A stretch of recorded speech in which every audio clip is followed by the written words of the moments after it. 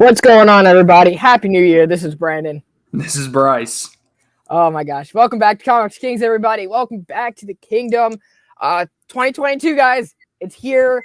I'm excited for the new year, what's coming up. First and foremost, this is the show where we take the books that we read last week and review them for you guys, getting ready for New Comic Day on Wednesday, talk about some movies, talk about some shows we watched. This is really our only live show other than on Wednesday. This Wednesday, we're going to be doing Creator's Corner with Jed McKay. So make sure you guys check that out. That is going to be awesome. We also go Whiplash Wednesday that day. So that's with the PCP Army Bad Batch. All the links are in the description below. So Wednesdays are fantastic. I cannot wait for that. Jed McKay is writing Timeless, which we're going to talk about today. We're going to be talking about Death of Doctor Strange, another book he's writing, and Moon Knight. Wow. Big week for Jed McKay. Big 2 weeks for Jed McKay. So I am especially excited for that. As always, if you guys are here right now in the live chat, make sure to leave a question or comment letting us know what you read this week, or just say hi. This is our hangout show. So let's hang out, talk about some new books. First in the chat, we had Oh Brother Comics. Let me scroll all the way back up because my StreamYard does not do that. We had Big Herm in here as well. Good seeing you, Big Herm. We had Oh Brother Comics saying Power Rangers was awesome this week. Power Rangers Universe was also solid start. Origin of the Phantom Ranger, that's awesome. I'm not too versed on Power Rangers, but hearing everyone talk, I know it's a pretty big deal, so I'm excited for you there. Stray Dogs is great, and DC vs. Vampires continues to be fun. I've heard dope things about that series, so I'll have to check that out. And that hardcover, that insane hardcover that they're going to probably put a $40 price tag on. Or 50 now in DC. I honestly like the Mr. Miracle Deluxe hardcover was like $50. And so or the Long Halloween one, which literally has the same page count of Marvel Civil War, and this one was 25, half the price. So do better, DC. Is it the same dimensions though? I think so. I think theirs is like more square about. I don't know. Some weird. But it's not. That doesn't warrant a $25 price difference. I don't know. DC tends to be kind of greedy with their like deluxe hardcovers and stuff, but their trade program for the most part is usually really accessible. So that's because it depends on what you want. That's because if you want the trade, they'll like, oh yeah, we'll save you a few bucks, but it'll come out like a year and a half later after the hardcover and the deluxe hardcover, then you'll get the trade paperback. So feel like waiting that long, go for it. Flo Dameron, thank you for being here, man. DC's a heavy week for me this week. Robin 10, Swamp Thing, Green Health. I thought that came out this week. I did read that. That was awesome. Flash, and then a couple other titles. Read of the week was probably Timeless, which we're going to be talking about later in the show. Was Timeless good? Oh, it was good. Yeah. If you are involved in the Marvel Universe, I'd say Timeless is a very must read. All right, I will go back and grab it then because I did not read it this week. We got Stephen Smith in here. What is going on? I met up with him a few weeks ago. We got Big Herm. Herm had a great haul video the other day. Happy New Year to you too, Herm. Have a good night at work. Have a good night at work, brother. Sorry, I just ate a burger, so it's like it's still making its way down. What's going on, JT? Station, JT. Station. I know JT's living that good life after his Pats wiped the floor with the Jaguars, man. I saw that. Good Lord. Man. Good week for football all around. My Packers clinched the number 1 seed in the NFC. So my Steelers are playing right now, but after the last few times we've played the Browns, I don't want to be anywhere near that game. I'm still having flashbacks to what happened the last time we were at home versus Cleveland. So you know what? It is what it is. What's going on, Sal? Happy New Year to you too, my man. Good seeing you in here as well. We got everyone saying hello to each other. Let me scroll back down. Can't stay long, but at least want to stop by. Thank you so much, man, for being here as well. YouTube chat zipping in, zipping out. I know you gotta be at work. We got you trucking nerd in here. What's going on, brother? Read a whole bunch of number ones: Lazarus, Six Gun, Velvet, Thief of Thieves, Ice Cream Man, East to West, Getting Falls, Bendis, Daredevil. All great titles. I think I've read half of those. I definitely have a favorite on that list. It's the only one I've read, but Bendis' Daredevil cannot go wrong. Oh no, Bendis' Daredevil is one of the best books of all time. It's one of his better books. We got Bobby Delgado in here, the artist of the squad. What's going on, man? And then we got, I believe we are. Your Packers got my Eagles into the playoffs. You're welcome. There we go. Let's get this party started, bro. Bryce, what'd you read this week? What I read this week, well, I'm going to start with something from last week, just kind of sticking with the Jed MacKay theme. Moon Knight issue 6. Didn't get a chance to talk about this last week, but it was absolutely phenomenal. Written by Jed MacKay, art by Alessandro Cappuccio, and colors by Rochelle Rosenberg. Yes. I don't remember. I read this. I just don't remember anything that happened because of the holidays. I was like, It was a very eventful issue for sure. So picks up right where issue 5 left off, and are you sure? Oh, it didn't pick off where issue 2 left off. Okay, I got you. Sometimes after issue 5, Thank you. But we find out that this dude Terry, that Moon Knight had been working with for a while, is actually this villain Zodiac, who was introduced last issue, and so they are continuing their battle here. Moon Knight gets pretty much beaten down to the wire. We see his vampire assistant Reese going to find somebody to help him, and it is none other than Hunter's Moon from issue 3. Get a lot of what the dynamic's going to be between Moon Knight and Hunter's Moon in this issue. And it's basically, while they hate each other, they are brothers via Khonshu. Yeah. And so they will always be there to, Hunter's Moon will at least always be there to kind of save Moon Knight's butt when he needs it. Right. So it's a really interesting dynamic there. We get a lot of Hunter's Moon, otherwise known as Dr. Bader, his backstory with Khonshu. And also he's kind of telling Mark, or trying to teach Mark, that he needs to, get back to his roots, get back to Khonshu with basically what his purpose was in the first place. And we even get a bit of Khonshu in here through visions, and he says, I miss you, pay me a visit soon. Which, if this run hasn't shown that enough already, this issue definitely shows that this is very much going to be don't want to say a back to basics Moon Knight run, because I don't feel like Moon Knight has ever really had a basic. Did he? I would say his most basic would be the Doug Mensch series, which was his first ongoing. Well, first ongoing series, yeah, but it's very much. Oh yeah, he's pissed at Khonshu and he needs to find him again. Moon Knight at his roots, from what I understand. And for somebody who hasn't read a whole lot of Moon Knight other than a handful of issues from the Doug Munch series, this definitely lives up to that. And it even ends with, this is the end of the first arc, and it even says, I'm Moon Knight, I'm not going anywhere, which shows that this was just the beginning. And there is plenty more to come, which has me extremely excited, especially with the talent like Jed MacKay and Alessandro Cappuccio providing the writing and penciling. 100%. Honestly, it's probably overtaken Daredevil as Marvel's best book at the moment. At the moment. I love your opinion, but I think you're really wrong. But it's super close. No, it's really not. But it's really not. The last arc of now Devil's Reign, and we'll talk about that in a sec, but Devil's Reign was extremely good. I love Devil's Reign, but I don't know, there's still an excitement to Moon Knight that I haven't had with Daredevil, at least his solo title, in a few issues. It's been good. It's been very good. It's just the excitement hasn't been there since about halfway through Matt's prison stint. Right. I mean, I would say if you want to get into Moon Knight, this is definitely an exciting title to be a part of. I really like it because we're introducing Khonshu in a way where you're showing the relationship between Khonshu and Moon Knight. Also, we started off really heavily, okay, Mark Spector's depressed, but Mark Spector really needs somebody. We're kind of escaping that whole Moon Knight is mad. We're kind of diving into more of the psychological aspects of this religion. So I'm excited for that. And Jed MacKay knows his history. So this is a great book for anyone who wants to pick it up. If you're reading it in trade, the first volume should be out soon. So I think Amazon has it solicited for March. I haven't looked at it, so I can gift it to a couple people. But Marvel's always late when it comes to their trades. I think Eternals came out a while back, and those issues have been out for a couple months already. What's going on? Omni Nation Comics. What's going on? Great guy right there. And we got Vince Comics in here. What is going on? Good to see you guys here as well. And yes, happy birthday, Sheena. If you're catching the replay, you're in the live chat. Big happy birthday to you. Thank you for always supporting everybody in the community and just being an excellent friend, an excellent human being. One of the best people. We need more people like Sheena in today's world. Very much so. Right. Very Sheena much so. is absolutely the best.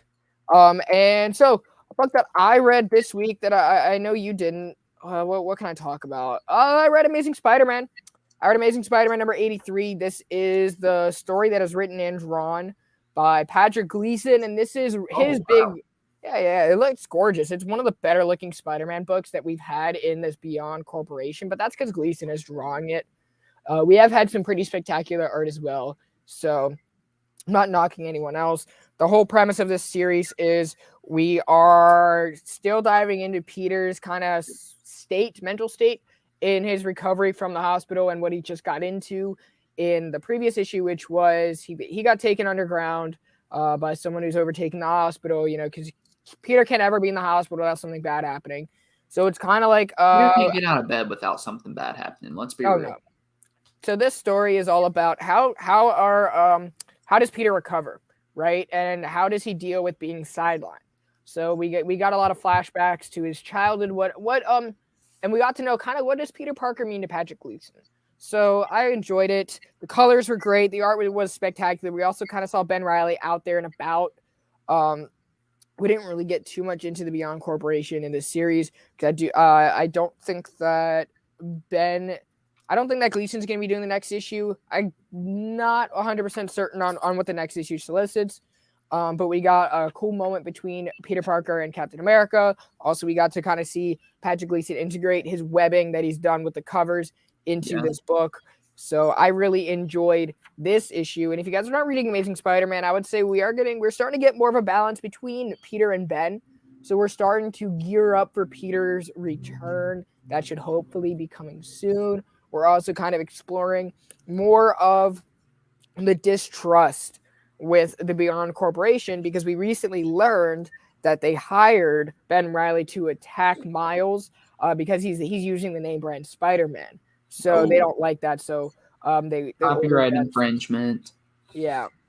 It is a copyright infringement. What is going on, Link Station, Stefan? Can't wait for this week's Christ on Infinite Rants episode. We are going to be talking about our favorite comic book events. So I don't know what he's going to do yet. We haven't really discussed any of that yet. We haven't recorded yet, but it's going to be a great episode. I'm looking at my collection right now, a few trades that I see, and I'm already getting some ideas for that. That is going to be an excellent show coming out on Wednesday. I would like to extend that the Viltrumite War in Invincible is an event, and just Amazing Spider-Man 83 was fantastic, everybody. I love Patrick Gleason doing Spider-Man because this feels more at home. This feels more like Patrick Gleason doing Super Sons or doing more of a Damian kind of story or a young John. So Patrick Gleason works really well with younger characters. So I was glad to see these flashbacks actually taking place during Peter Parker's childhood. Yeah. So that was maybe they'll make him a mainstay once Peter Parker returns, because I can't imagine them doing this like rotating creative team forever. Like hopefully not. Right. So you're a villain if you dislike Miles using the name Spider. I guess so. I guess they're painting Miles as a villain here for copywriting, but I mean, copyright infringement against the law. If you were in Gotham, you'd be in the hospital for that. Technically, it's illegal for Miles to even be Spider-Man, because if we're doing that whole outlawed thing that they put like a little probation against teenage superheroes. So I was like, okay, Miles fine, is just but that not never in a gets good enforced. position right now. Dude, I'm just waiting for for Marvel to be like, yeah, we're gonna mention it so you guys know it's a thing. Like we saw it in Devil's Reign, but we're never ever gonna arrest someone. Like I want to see one of them just get arrested. Like arrest Sam or someone. Alexander. Yeah, like Sam. Yeah. Hi, Inja. What's going on, Inja? Hope you had a good New Year. Glad to see you here. Thank you so much for being here. Always appreciate everybody in the chat. This is one of our favorite shows because we're not live too often anymore. Yeah. So there's Amazing Spider-Man. The Beyond Corporation is definitely getting better. I enjoy it a lot. What's going on? The big man John's Comics with Kids. Guys, put the BR in BR in bros. I wonder where the OS comes clever, from. Man. That's clever. I like that. There we go. There we go. What else did you read, Bryce? Well, a lot of books came out. A lot of books came out. Just go ahead and talk about one more I had from last week that I know Brandon likes, but I'm going to steal it anyway. Nightwing 87. Oh my! Why didn't I put that in my list here? Some other books that I forgot. I'm like, maybe. Oh, it's right here. It's right here. So I was like trying to separate, but first of all, Bruno Redondo. Holy crap! This proves it. Like DC has a 1-2 punch with artists right now. You have Jorge Jimenez and Bruno Redondo, and no one else. Oh, sorry. Who else did they have? I mean, Manuel Mendoca's fine. Daniel Saperi's fine. Gleb Melnikov was doing a good job on Robin before they. Oh, you have Dan Mora. Dan Mora. How did I forget Dan Mora? Who's going to be getting your 1-2 right now is pretty much Jorge Jimenez and Bruno Redondo. And having him doing these pencilings with Adriano Lucas's colors and Tom Taylor's writing just proves why Nightwing is arguably the best superhero comic on the stands right now. I don't even know if it's that, or like amongst most people, it's not even argued. I've seen some negativity towards it, but it's been very little. What up, Trav? And what up? I guess this just means I really need to read more Jeff Lemire books because I haven't read that many yet. What up, Big E? Station. Big E with the Vincent D'Onofrio stash. Lack thereof. This issue is all about Dick Grayson has a hit on his head, has a bounty on his head from the events in issue 83, where he announced his Alfred Pennyworth Foundation. The crime bosses in the criminal underworld of Bloodhaven don't like that. Nope. So, for once, it is safer for him to be out as Nightwing than as Dick Grayson. Yeah, that was a looser plot thread. I was like, that's cool. Which I hope that sticks, too. I think that's actually really cool. Right. And I think it definitely, now correct me if I'm wrong, but there have been heavy comparisons drawn between this and Matt Fraction and David Aja's Hawkeye run so far. Which one have I liked more? I would have to still. Well, I would say that this plot thread though kind of separates it more from that. I would say it's almost nothing like David Aja's and Matt Fraction's Hawkeye. I think that what they're saying is like a lot of kind of the dynamic of what they're utilizing with the art and the motion that's shown in the art is very David Aja inspired. But writing-wise and plot thread, I would say that they're completely two different things. And to be very honest, I enjoy Matt Fraction and David Aja's Hawkeye more than I enjoy Nightwing. And Nightwing's my favorite book on the stand, so that should really tell you how much I enjoyed Hawkeye. Well, no, I'm just saying I've heard. I'm not making the comparisons. I've heard the comparisons. Right, but they're wrong comparisons. I mean, it's more art inspired. Like the motion, it's art inspired. And there's a dog in both of them. Yes. Yes. Speaking of the dog. Well, that voice kind of needs to come down a few notches, my friend. That's just my normal voice. But no, speaking of the dog, poor little Haley, who is what Nightwing is named his dog. We know her as Bitewing. Her alias is Bitewing. Yeah, gets kidnapped by some trash people. If you're kidnapping a dog, trash. With 3 legs, too. Yeah. And so we see Dick and Barbara be equally concerned. Barbara is especially concerned. And so they're basically that's the entire thing. It's a very loose story. The entire point of this issue is to go rescue Haley, but that's really so the art by Bruno Redondo, which is meant to be one continuous image, can shine. Like every page in this is a double page spread. And everything carries over directly from the previous page. Like if you, for some reason, I'm not going to tell you what to do when you spend your money. I wouldn't do this. But if you ripped up the book and lined up every individual page, you would get a continuous image. Don't do that. It's your money, but don't do that. I would never do that. I would just email Bruno Redondo or Twitter him or DM him or contact his agent and say, can I see this picture in like a panorama and then hang it somewhere, please? Like I just want that across my whole room. It's like the whole story. That would be great. Evening, man. My brother's name is Brian. What's up, Mr. Sexton? Oh yeah. I do have a Yeah, you didn't tell me. Great grandmother that was named Barbara. Nice. Forgot about that. But yeah, speaking of Barbara, love the continued team up between Dick Grayson and Barbara Gordon. Just shows why they're my favorite relationship in all of comics. And that's really where this run has shined so far. But yeah, basically they rescue Haley, and that's it. But this is a feat artistically. This issue is a feat artistically. If you have not read Nightwing, this is even more. This is even more of a reason to go buy Nightwing. Do it. The first hardcover just hit stands, and you can skip the Fear State stuff if you so wish. And then, yeah, you can scan it with your computer. I'm just saying hypothetically. Good Lord. Hypothetically. Oh my gosh, Bryce just got canceled. I forgot how, myself included, I forgot how anal us comic people are about ripping up the book. Oh my gosh. No. I mean, no. Like I said, don't do that. But hypothetically, if you were to, you would get a continuous image. That's funny. Well, that's too funny. But I really like this story. If you really wanted to pick up this issue alone and just look at the art, I would say it's worth it. Oh yeah, for sure. Just like kind of showing you guys some of the interiors, but it just flows. Everything is like the motion is fantastic. This is some of the best artwork I've ever seen in a comic book, and I could see this like winning the best book of the year when the Eisners come back around.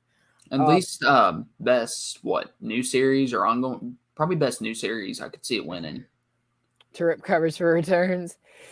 Yeah, Bryce, you done messed up, AA Ron. Done messed up, AA Ron. You done messed up, AA Ron, which leads me to a book that really done messed up, AA Ron, and that was Deathstroke. I enjoyed this book. I really enjoyed this book up until the ending.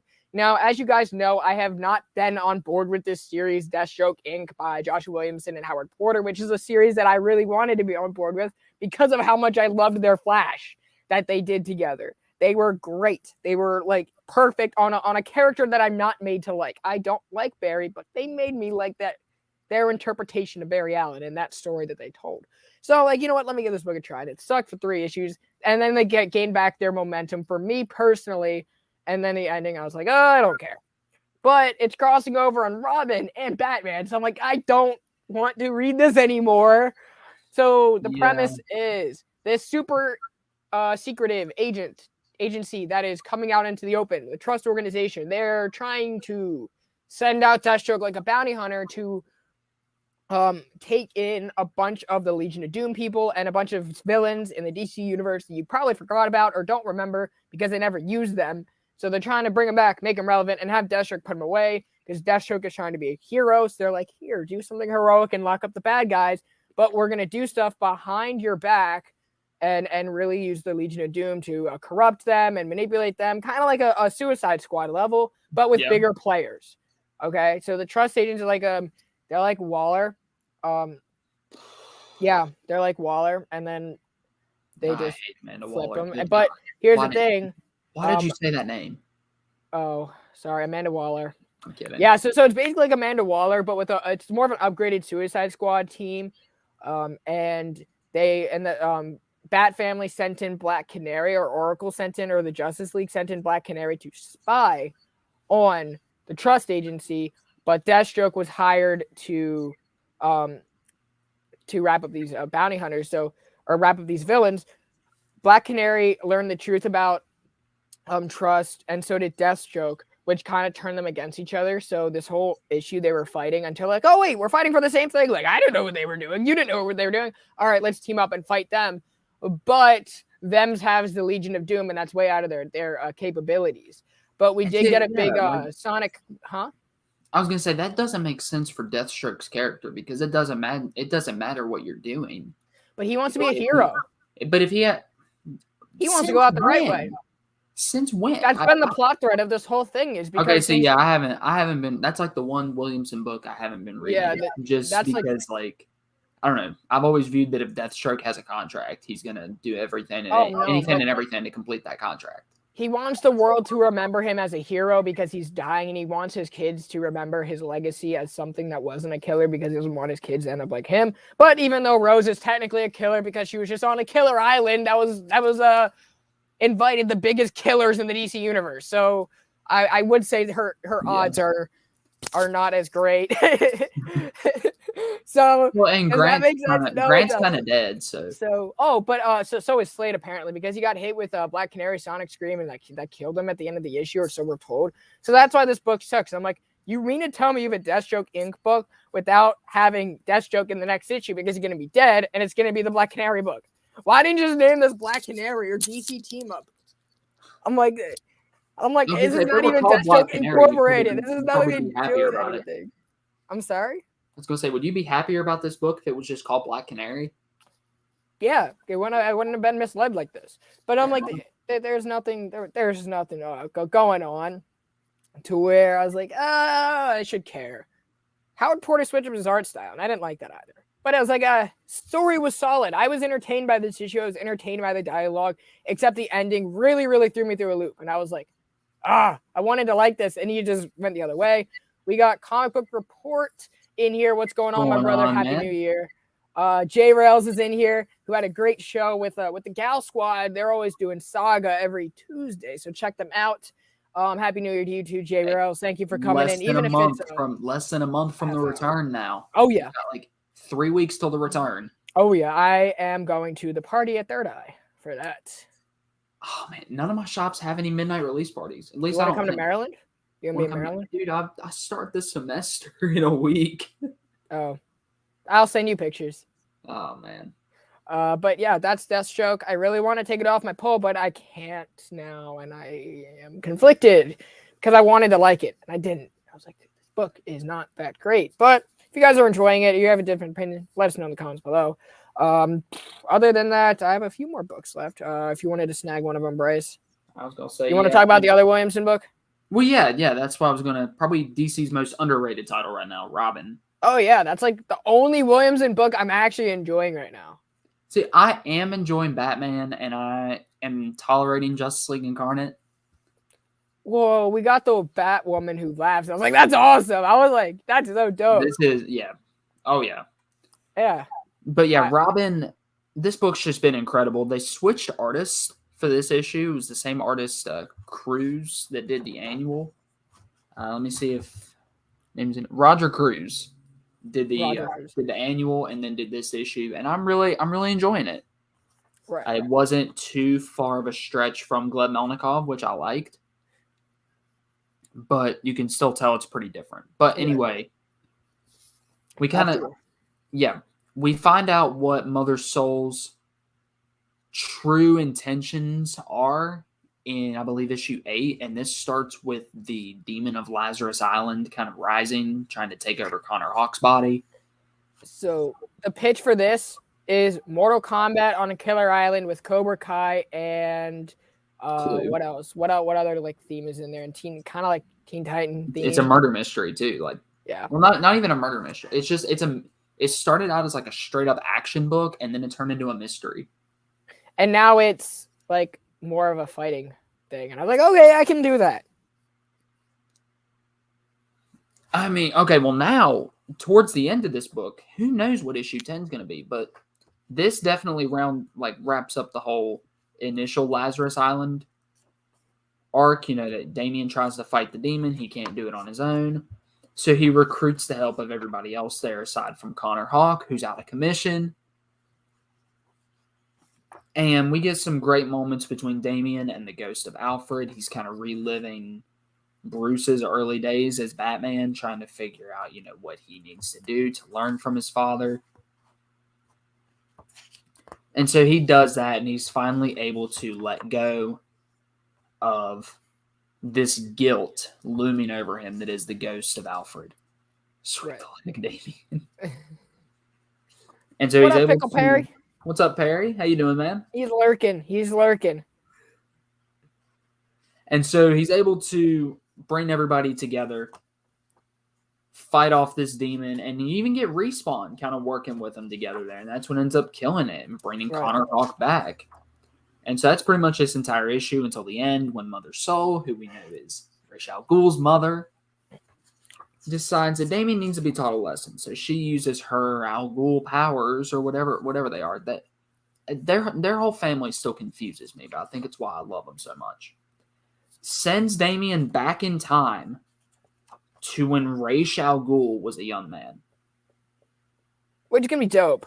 Which is going to be dope, especially if it's like Ra's al Ghul, like in his initial lifetime. Because you gotta remember, Ra's al Ghul's been around for close to 1,000 years. So we're talking prime Ra's al Ghul. We're talking like, it wouldn't surprise me if this was pre-Lazarus Pit Ra's al Ghul. So before Ra's al Ghul turned to the dark side and slayed a bunch of younglings. Oh, I mean, yeah. So this kind of became I don't know. This has turned from a fighting book to a mystery to a family history book, because in this issue we see Damien reflecting on Bruce, and then it ends up with him going back to his Al Ghul roots. Right. So who knows what this book's gonna have going forward. I just know I'm along for the ride. This is the Joshua Williamson book to get at the moment. 100%. There is a Batwoman who laughs in Justice League Incarnate. Basically, she's from Earth 11 because it can take it over by Darkseid. We get the Batwoman who laughs from the Dark Multiverse. Or what's taking over the different Earths is the Dark Multiverse coming back into play. And we got the Batwoman who laughs. And it was dope. I was like, that's awesome. So when I told Bryce, I said, yeah, there's a lot of dark humor in that book. And he just didn't get it until we saw the Batwoman who laughs. So I thought that was a great way to explain it to him. I'm going to be honest. I was kind of annoyed when they brought her in. I was like, oh, that's awesome. I mean, it's cool, I guess. I don't like the Batman who laughs, but granted, I'm not that big of a Joker fan. I love the Batman who laughs just because he was so dope when he came in. But they definitely tormented his character just because like he started selling, and I was like, oh, DC, you tortured a great character because you just wanted a quick buck. You didn't want longevity. It's like the whole Punchline scenario. You wanted a quick buck and no longevity. They will be a character for 6 months, or Batman who laughs in his case, 2 years, and he'll just be gone, right? The only longevity, like the biggest like bombastic villain that has longevity is Darkseid. I don't consider Joker to be a Justice League villain. I don't consider Lex to be a Justice League villain because it gets old really fast, right?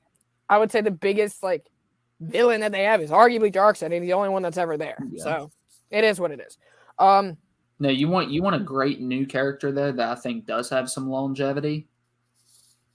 Flatline. Yes. Flatline, I think, has longevity. You will definitely see more of her in the future, and I will be buying up every bit of it because she is amazing. I agree.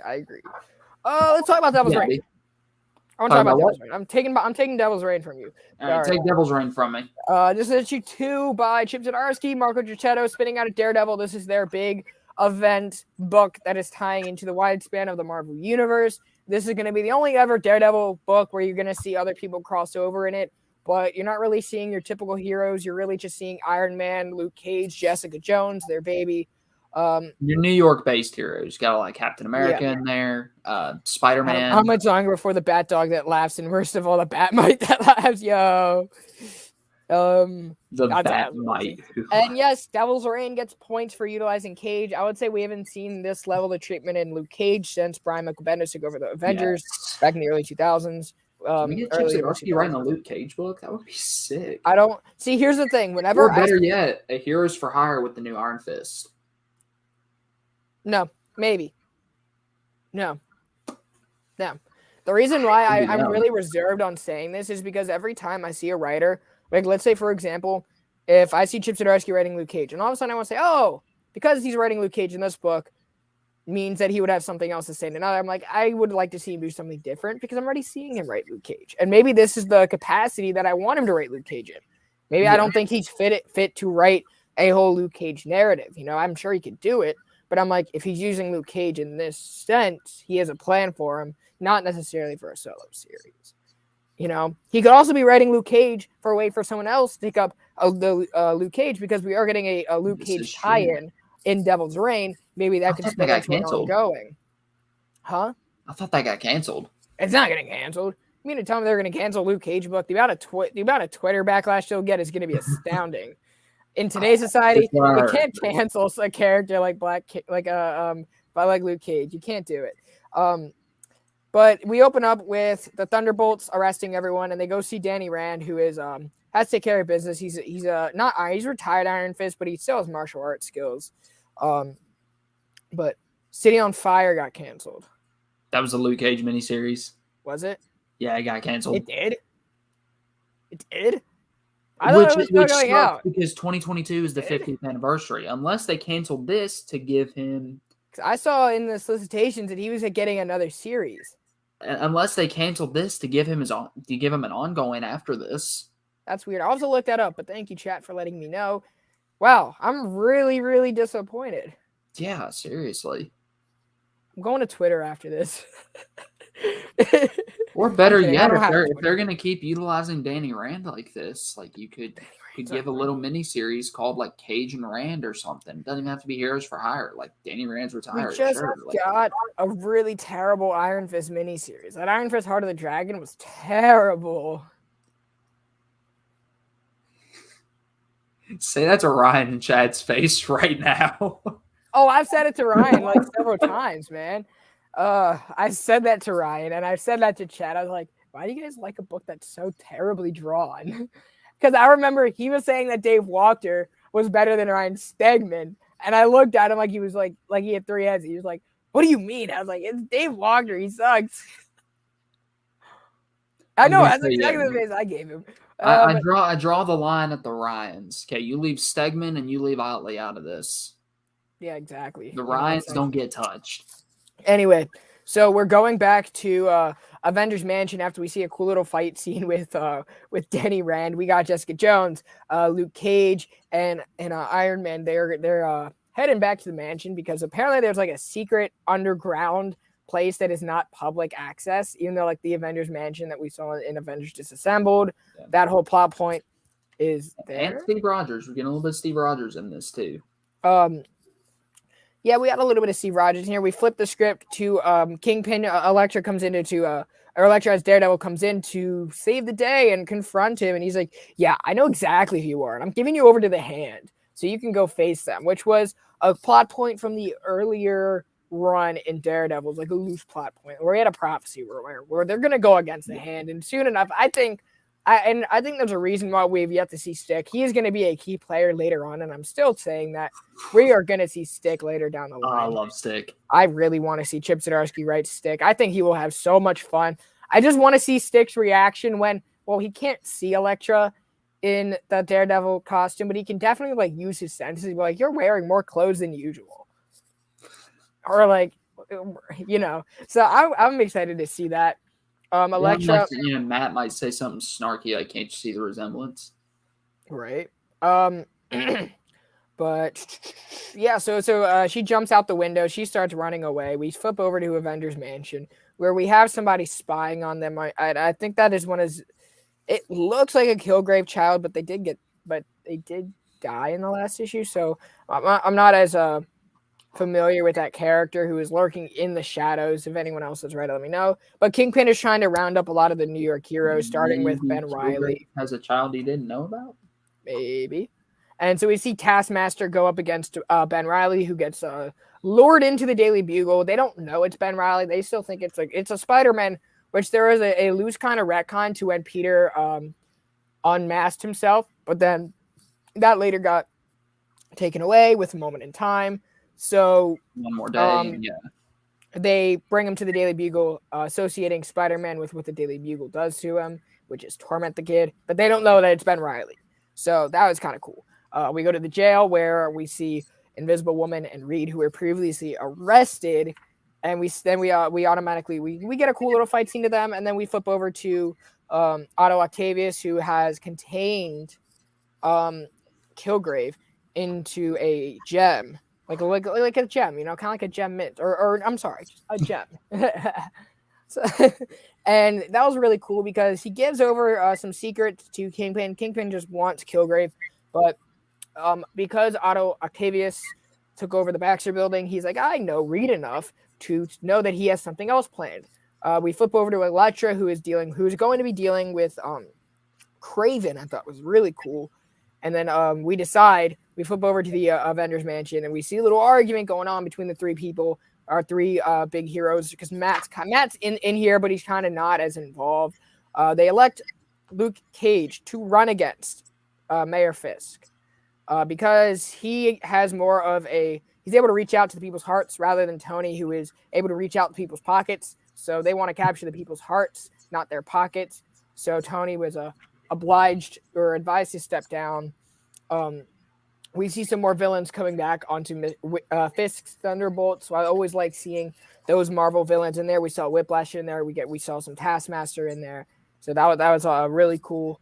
And then we see Otto Octavius at the end using the Forever Gate that was established in the Fantastic Four book.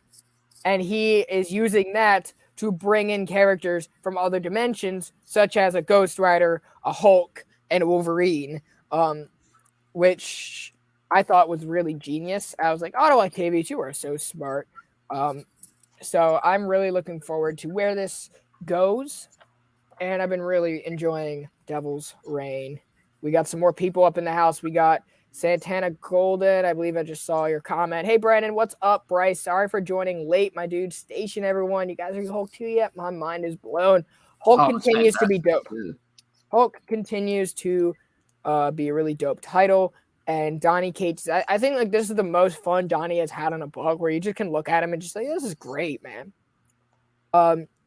Without getting into it, I believe the plot was going to have too many similarities to real life. Just an online theory. We'll never know at this point. If it got canceled, it got canceled. We'll never know. It's disappointing. But I think sometimes you need a book like that speaks to real life. We got 62 Lefty Blues in here. Station. Hope you're having a good year, my friend. Always love seeing you in the chats. And then we got Desire Comics. We got the comic community. We got the comic community ambassador, Nigel. Happy New Year, Nigel. Good to see you in here. We got Melvin's in here. What is going on? Melvin, what's going on? What's going on? Got the usual squad in here now. So that's Devil's Reign, number 2 of 6. I'm excited. I'm going to be picking up the tie-ins, even though they're tie-ins. I just want to see where they're going. I think because it's a Zdarsky book and he has everything mapped out, I think he has good avenues for people to pick up where some of these characters left off. So I'm definitely going to be giving those a read. Oh, yeah. So that's Devil's Reign. That was a really enjoyable book. And then I have a few more books left. I'm definitely going to be picking up the Woman Without Fear series. Yes. I think that might be the only time. If it's written by Zdarsky, I'll probably pick it up. But right. Actually, let's talk about Timeless. I'm going to talk about Timeless real quick. Okay. I still have... How many books do you have? I can do 3 more. I'll do 3 more. You got 3 more. I have 4 more. Actually, you go. I'll do it later. Death of Doctor Strange, number 4. This book's awesome. I am loving this book to death. Oh my gosh. I forgot how big of a Doctor Strange fan I was until I read this book. Right. By the way, if anyone's wondering, we're going to be having Jed McKay on Wednesday, so we're going to be talking about Death of Doctor Strange, Timeless, and Moon Knight, and all of his other projects. So let's gear up for that. I'm really excited for it. But I'll just say we find out who the murderer is in this issue. But before that, we have to just have Baron Mordo prove his innocence because, spoiler alert, it is not him. Oh, yeah, that's what we were led to believe. And I was like, there's no way it's Mordo.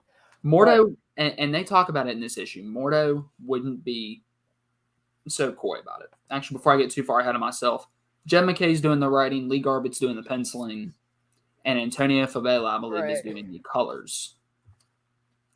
So... yes, excellent. Yeah, this is just a dream team right here. Especially like Lee Garbett did a book a while back with I forget who the writer was, called Shadecraft. Oh, that was Henderson. Oh my gosh, what's his name? Jim Henderson, I think. We did talk about Justice League Incarnate earlier. They did introduce the Batman woman who laughs. The Batman woman who the Batwoman who laughs. Yes, the Batman woman who laughs. Wow, good English, Brandon. Wow. Bryce, why'd you make me say that? Batwoman who laughs. But yeah, Lee Garbett did great penciling in Shadecraft. He continues to carry it over here.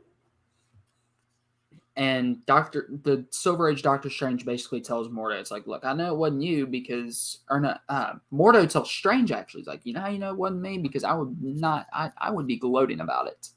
Oh, yeah. I would absolutely be gloating about it. Yeah, that was like really weird because and it's actually really fitting now that I'm thinking about it for him to quickly assume it was Mordo because Silver Age Doctor Strange at that time, his biggest villain was Mordo. Yeah. So I was like, right now, I think it's who, Dormammu? It's whoever it's weird actually, because as of this issue, it might have changed. I would say like Nightmare has always been a really big villain to Doctor Strange. More recently, I would say Loki kind of has turned into that. Shumagorath, Colin Goth that we're seeing in a Savage Avengers. So there are we've definitely taken a jump. Yeah. Not necessarily like character names, but more like interdimensional dilemmas, I would say. Doctor Strange, and we were talking about this recently. Doctor Strange has one of the more underrated like villain rogues galleries, in my opinion, because you really can't pinpoint who his biggest villain is. They are all equally threatening and all. I would still say it's either Dormammu or Baron Mordo. Well, yeah. I would even sometimes go as far to say his own ego is his own villain. Doctor Strange himself. Yeah, I mean that's. If I ever want someone with like the ego of Tony Stark, I just read Stephen Strange instead. Oh yeah, 100%. But we've got more of the three mothers, and I believe it's like the Peregrine Child or something. I can't remember the exact name of it from last issue. They got introduced. So we've got that plot thread in there, and at the same time, we've got this murder mystery looming over everybody. And so you see Doctor Strange get really stressed, and he has to get a couple of pep talks from not only Clea, who's played a big part of this issue, but the goat himself, or more like the dog, Bats. I love Bats. I love Bats, absolutely. And Bats is really the one who helps him figure out what is going on. Him and Bats, Strange and Bats go for a walk. They're talking. And Bats is like, okay, well, who hates you and Mordo? Because that's who you have to consider, because Mordo got framed. And that basically puts everything in motion in Strange's head to where he's able to meet with the Warlords and Dormammu and pretty much a bunch of Sorcerer Supremes from different dimensions.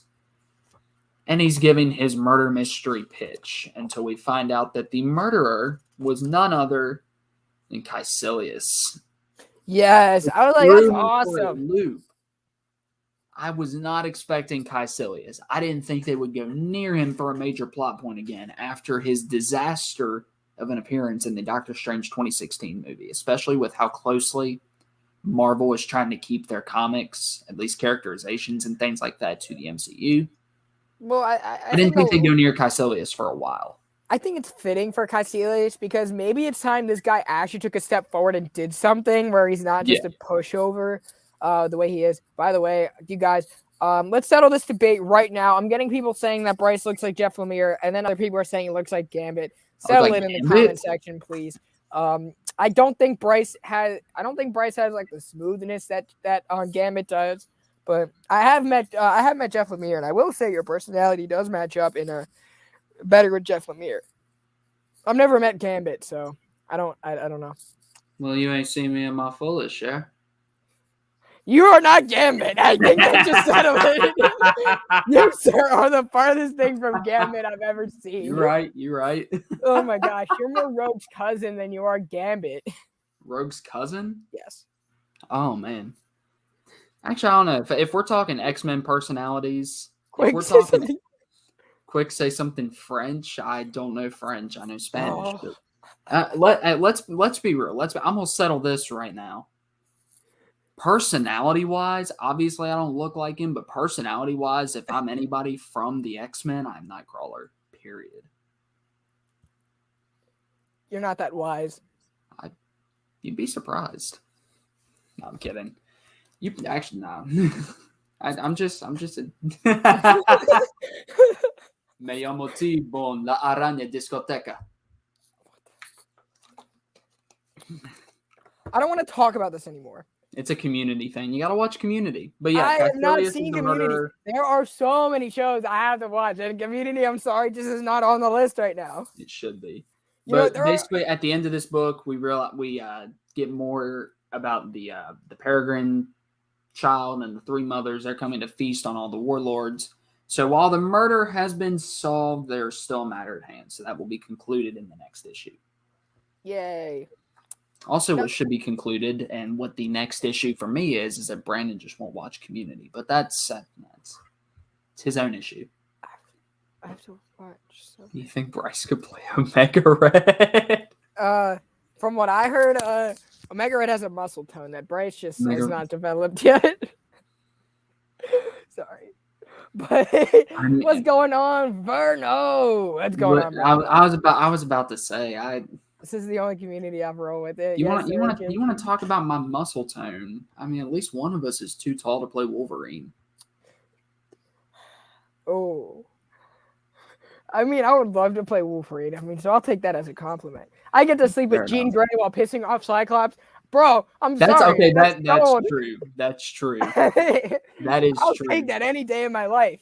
Plus, if you're Omega Red, you're going down. I don't care what anyone says. I will take being Wolverine.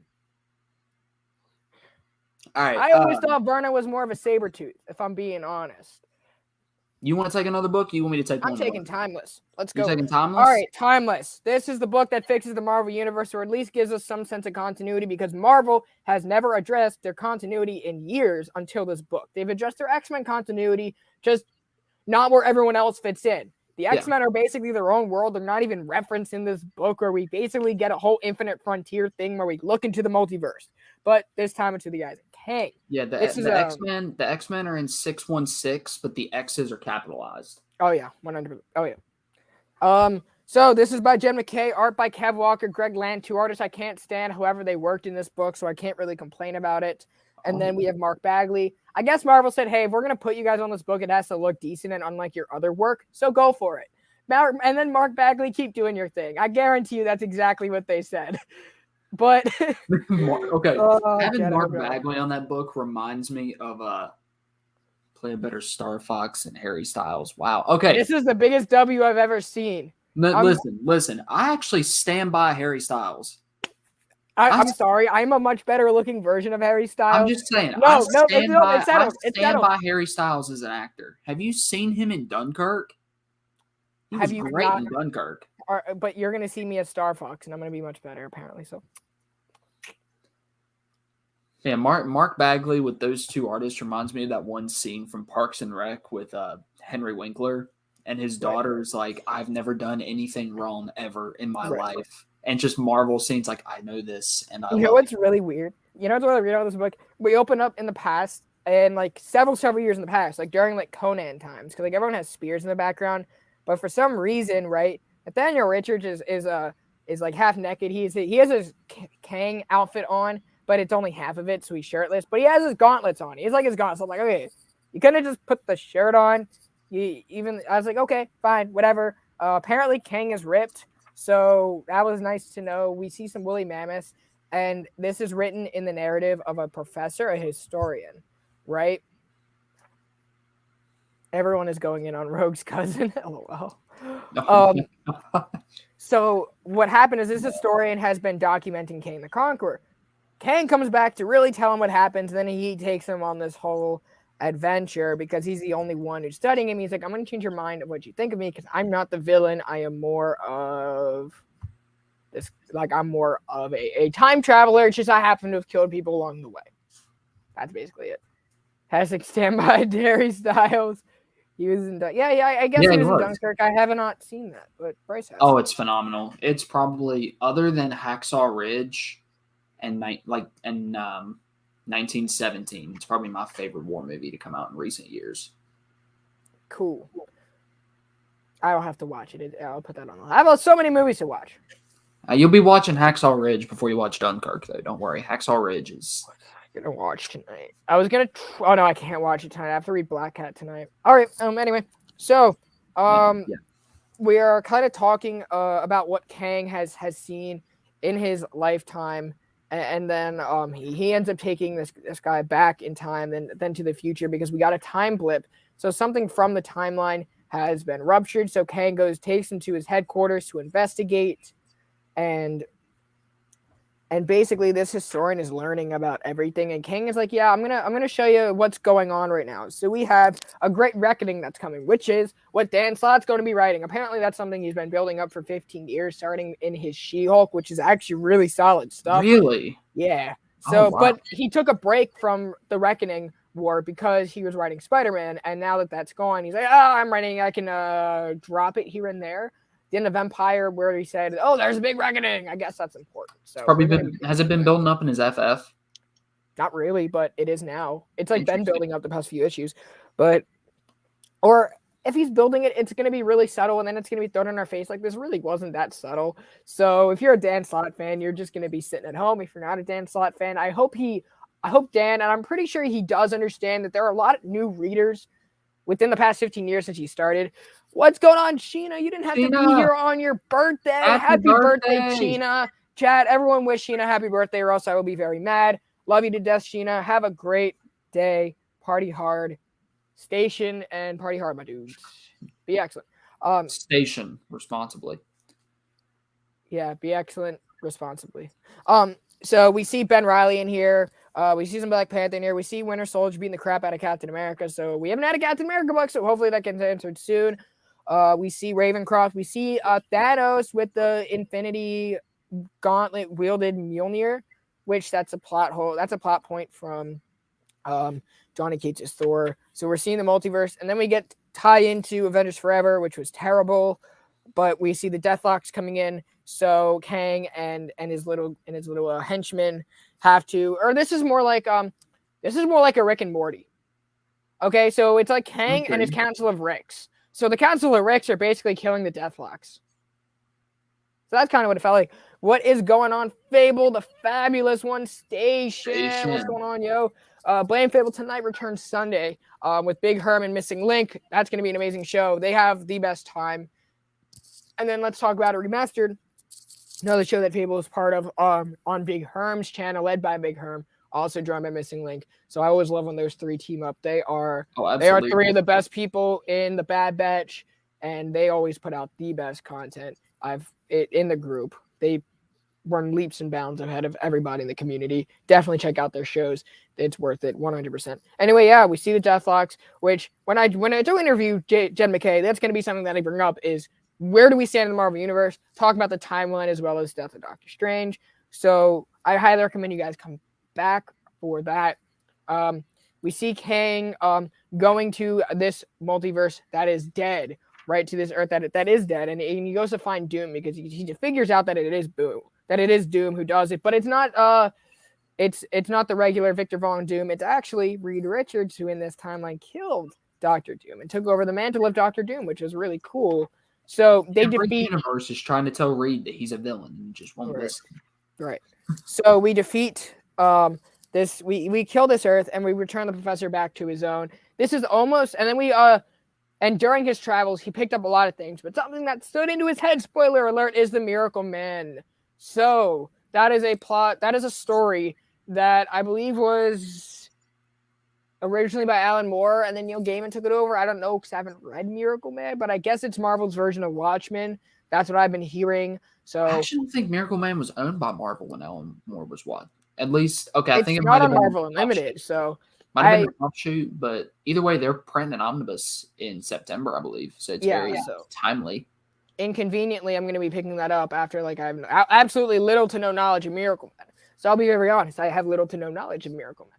So, but it is cool because now we're going to get to learn about it. And LOL, I'm not going to lie, the Batwoman who laughs is kind of cute. Yo, she a baddie though. You already know. What, Bryce?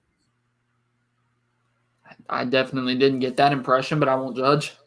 I mean, yeah, I didn't either. But I guess everything ties together. So we have Devil's Reign, Death of Doctor Strange, Fantastic Four, Reckoning War, Avengers Forever, Amazing Spider-Man Beyond, Lies and Deaths of Wolverine was in here as well, and then Hulk and Thor, Banner of War. I guess all of that ties into each other. So Marvel is trying to go back to their continuity. Is Banner of War going to be a miniseries, or is it going to be like you're getting issues of Hulk and issues of Thor?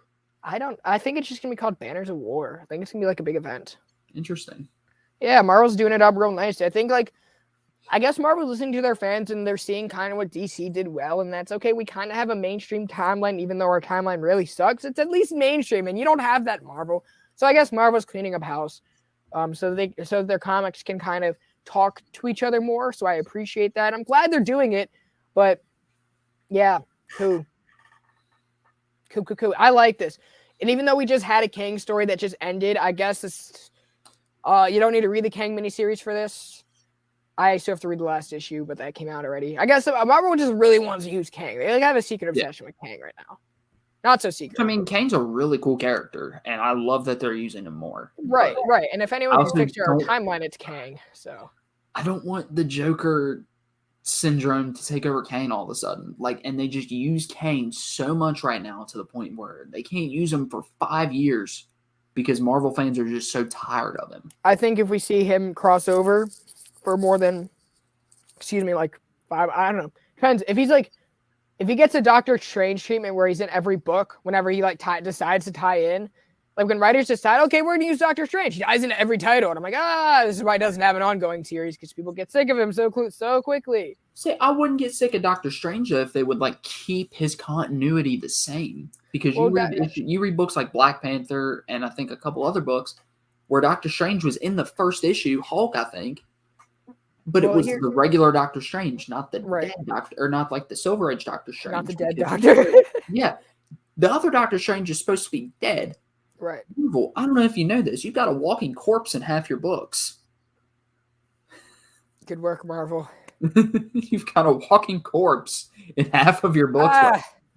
Who knows? But I feel like Doctor Strange and Kang are two characters that are so sensitive. It only takes a writer that has an actual thought to write those characters. Like Doctor Strange shouldn't always have an ongoing series, only when a writer has something thoughtful to say about him.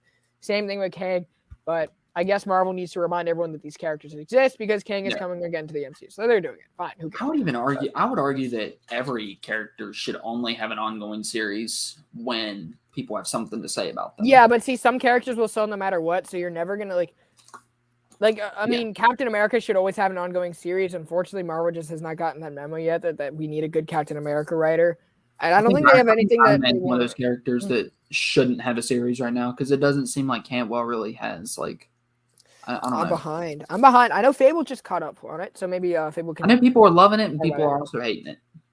I just don't care about it. I'm like, I want to like it, but I just can't find the means to be like, I want to go read this. If I want to read an Iron Man run right now, I'm going to go back and read the Fraction and the Rocket run because that was highly recommended to me by several people. So, but I'm not there yet. So we'll deal with it. I got 2 more books. I know you're going to take one of them. I'm going to take the Flash 777. That was not one of mine. That was not one of yours? Good. Speaking of characters that match my personality, Wally West. Oh, thank God you didn't say Barry Allen. As much as I love Barry, I'm much more Wally West. And honestly, I'm going to say this on live. It's something I never thought I would say. The more Wally West that I read, he's probably overtaken Barry Allen as my favorite Flash. Boom! I knew it would take you too much. I knew it wouldn't take that long. I guess it didn't take me too long. He's probably my second favorite DC character at this point, behind Dick Grayson.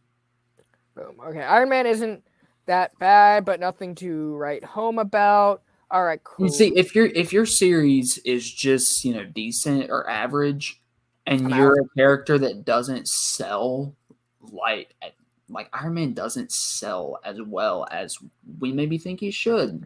Sells better in other books. It's because we get enough of Iron Man crossing over in other titles, like Avengers. We get all the Iron Man that fans need to be entertained by. Or Daredevil. He was crossing over in Daredevil. Yes. But what's going on, Alonzo? What's going on, my brother from Team Nerd Herd? Always love Team Nerd Herd with their Mondo mail calls. That is actually, it used to be Monday nights. I've been really enjoying their Drop the Mic on Tuesday nights, and all the other shows that they do. I know I'm like blanking right now, but Team Nerd Herd's awesome. Oh yeah, they're fam. I don't know. But why yeah, I'm saying this that issue of Nerds. Flash, it is done by Jeremy Adams. I believe it's what's the Jeremy Adams? I think it's Prasarin.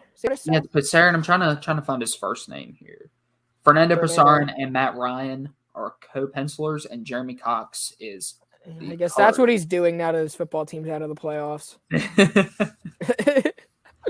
But this kind of a split issue. It splits between Wally West with the Justice League Dark in Gem World, trying to deal with the whole Eclipso situation, which I thought has been awesome so far. And it's also split with Jay, Wally's son, and his sort of sibling rivalry with his twin sister, Irie, who has Speed Force abilities, whereas Jay doesn't.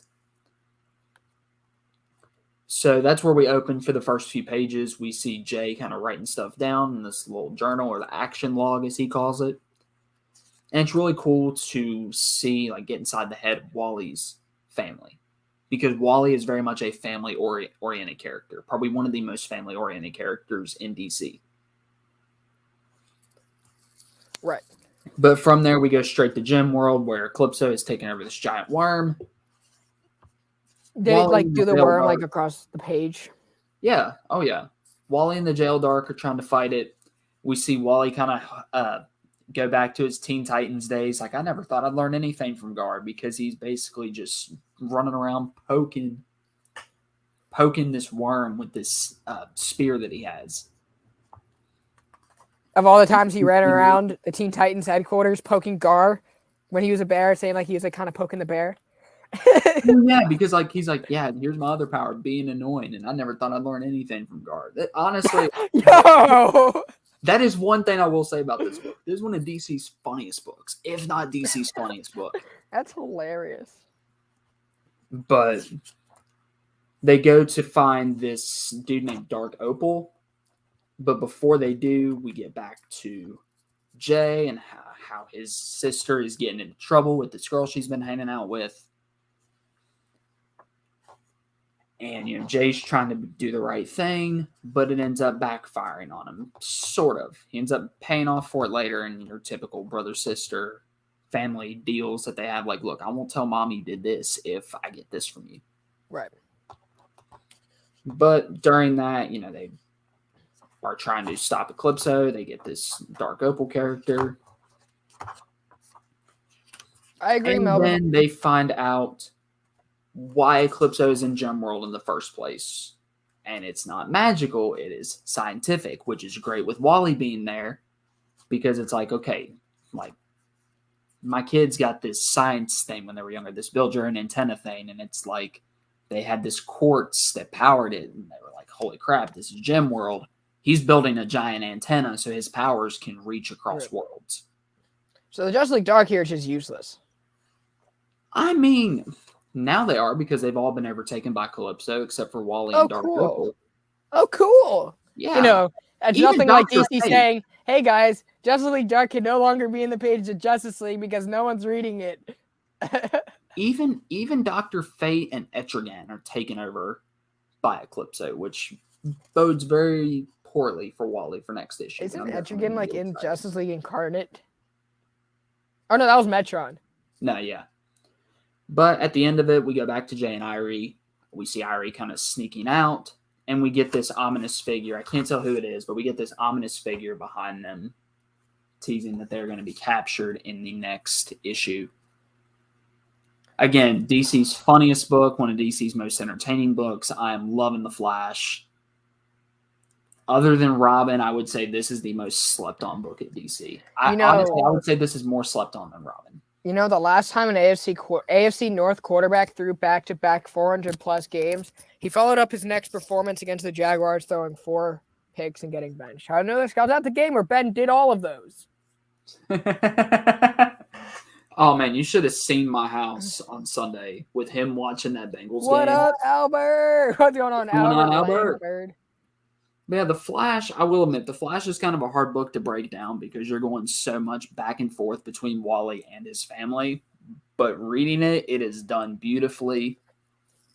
And this is really, if you've never read any Wally West, this is the perfect run to jump in on. I think starting at like issue 772, but you can really pick up any issue because it is sort of like a lot of them are standalone or like 2-issue arcs. Like it's fantastic.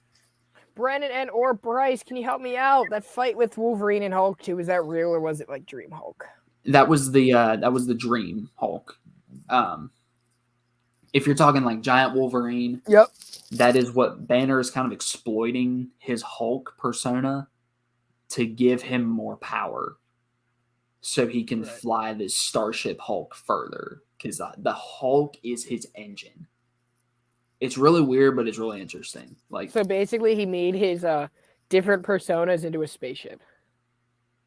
Yeah. No, he made the Hulk body a spaceship. Yep.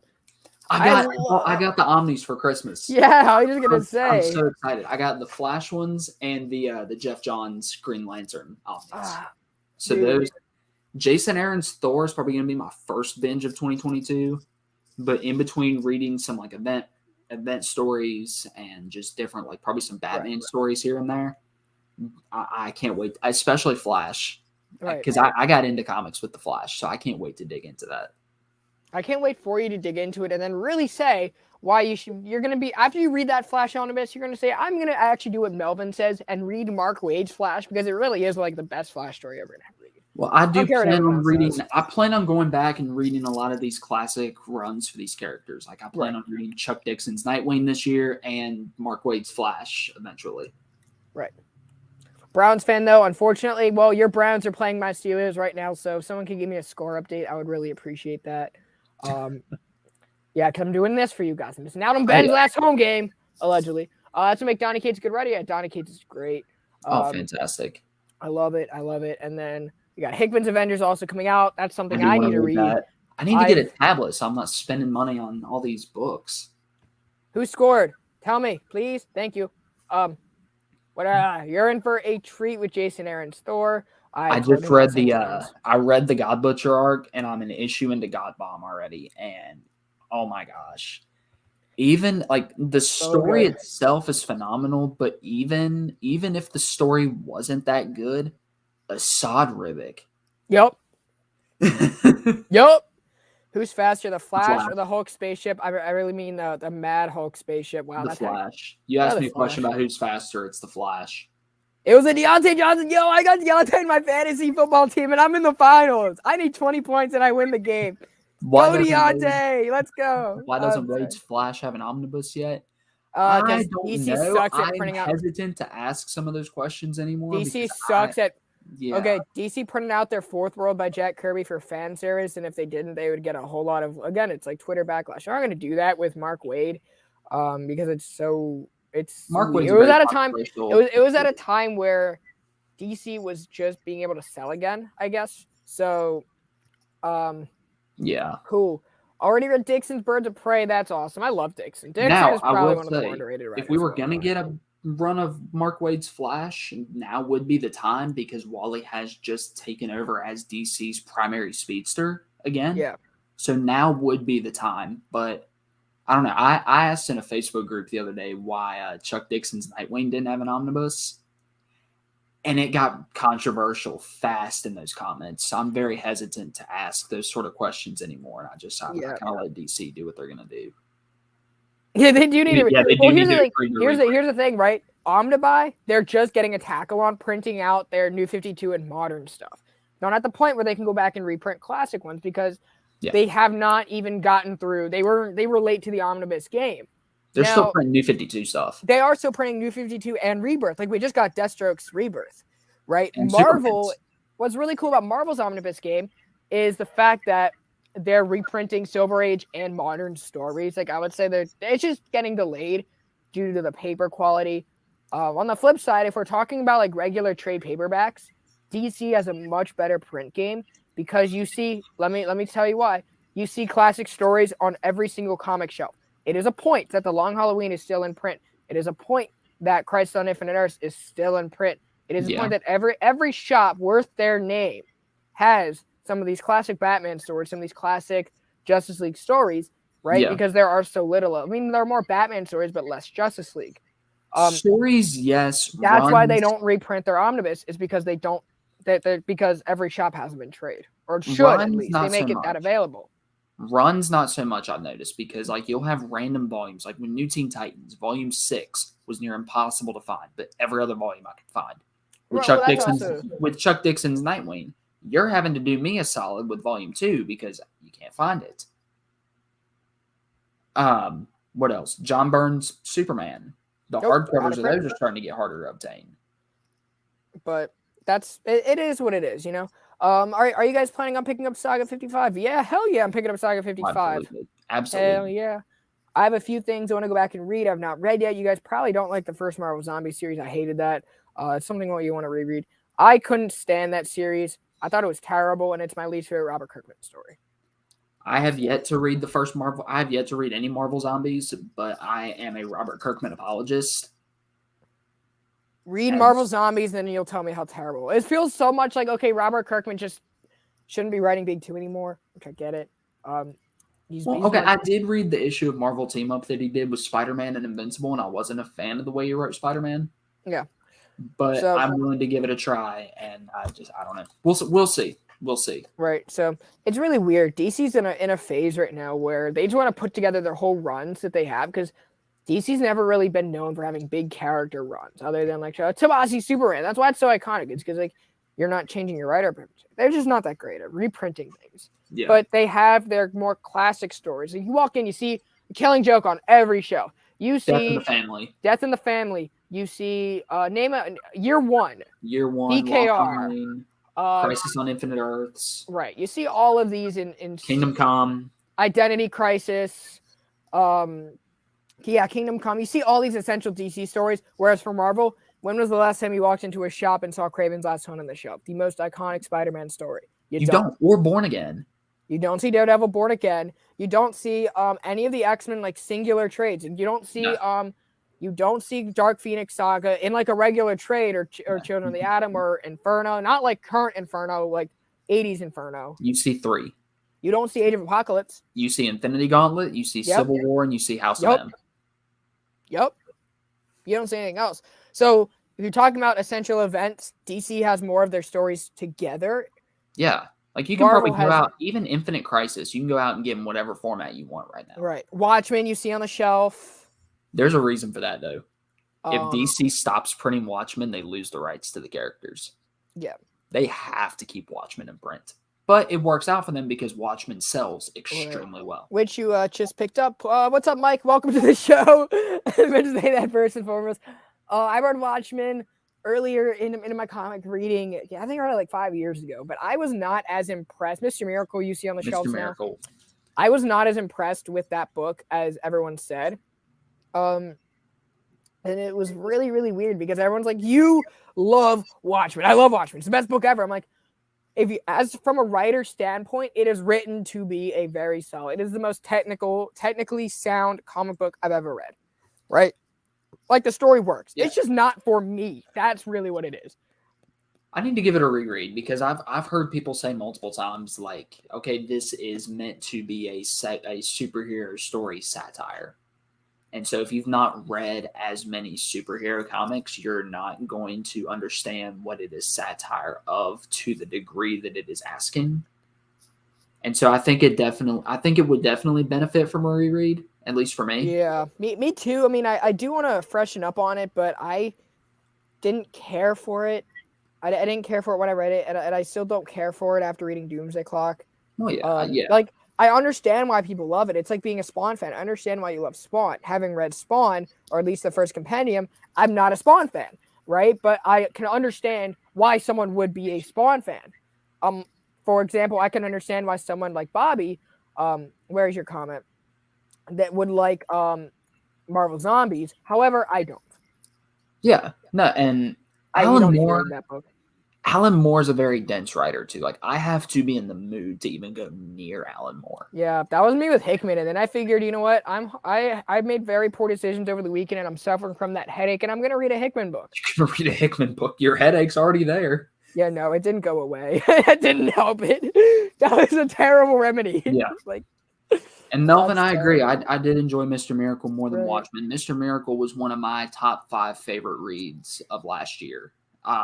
Honestly, had I not read, I would say Mr. Miracle was probably number 3. Had I not read Invincible and Brian Michael Bendis' Daredevil, it would have been number 1.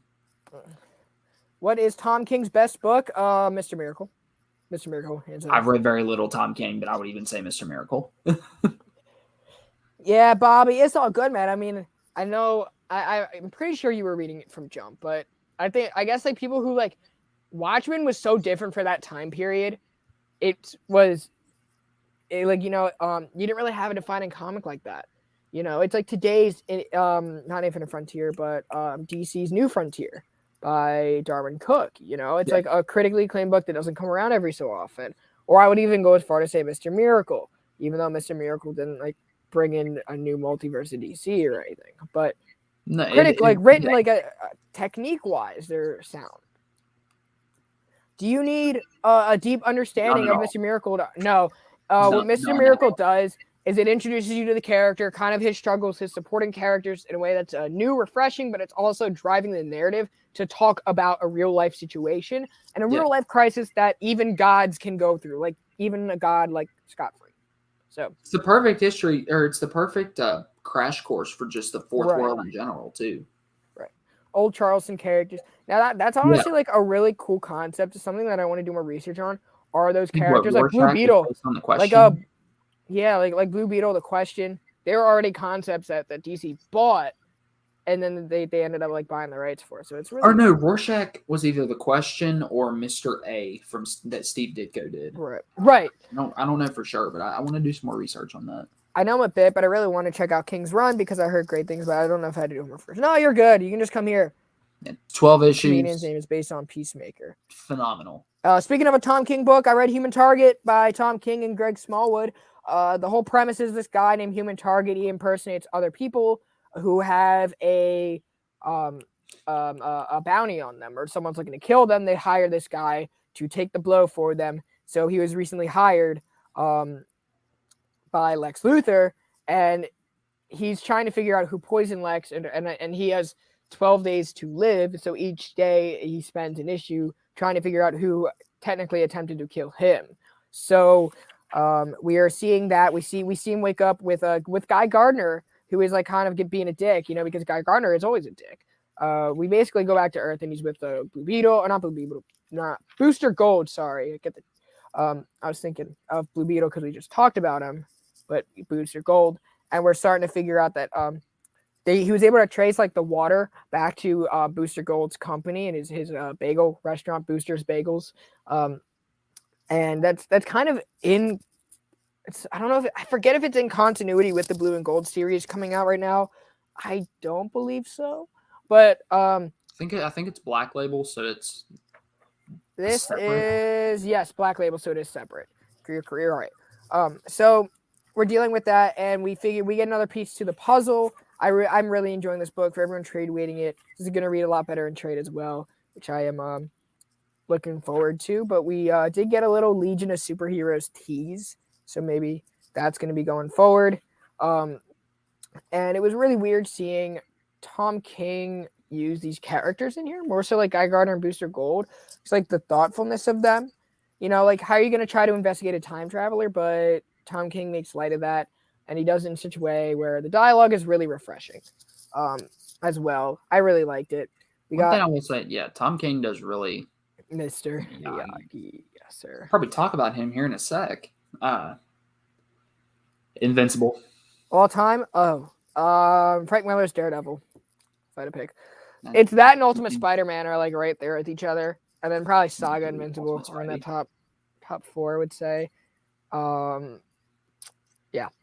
My favorite's without a doubt Invincible.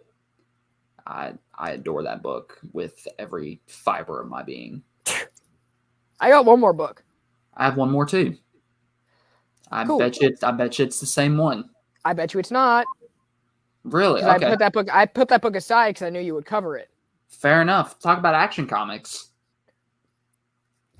Yeah, by I put that aside. Kennedy Johnson. Talk about it. I knew you were going to talk about it. Oh yeah. Manuel Mendoza on pencils and Adriano Lucas, again, doing the colors. Adriano Lucas probably... Jay, what are you doing, bro? He knew I would ask. I knew y'all would have another one. Anybody got a question about Bryce I can answer? No, they do not. No, they do not. So when Bryce was 5, what were some of his favorite TV shows when he was a little kid? Teen Titans, SpongeBob. You watched SpongeBob at 5? My parents wouldn't let me watch. Okay, my childhood was very much. I wake up, I watch the Disney Channel, and I watch NFL Network and Star Wars. That was like my childhood. I didn't get into anything else. I was a big Sweet Life fan growing up. So anything like Sweet Life. I was a big Disney fan too. Like I think I knew like almost every Disney character. I probably had their action figure as a kid. Hey, you know what? I got to combine Genie. Yo, I'm sorry. I had the best team up of all time, Rafiki and the Genie. It was great. It was a great childhood. SpongeBob, same as Joe Burrow. Just had to put that in there. Disney Channel was that the best. You know what's up, bro? It was. That's my childhood right there. Never got into Justice League or Justice League Unlimited from what I remember somehow. Yeah. I was a Teen Titans guy. Kenan and Kel was dope. Bryce, which Teen Titans right answer? I was born in 2000, if that answers your question. Oh, there is only one Teen Titans show for me. And it is the 2003 version. I feel like we just opened a whole new rabbit hole. Oh, yeah. Go talk about Action Comics. So basically, Superman was seemingly killed at the end of the last issue, but he's not. He's just merely him and the Authority are chained up.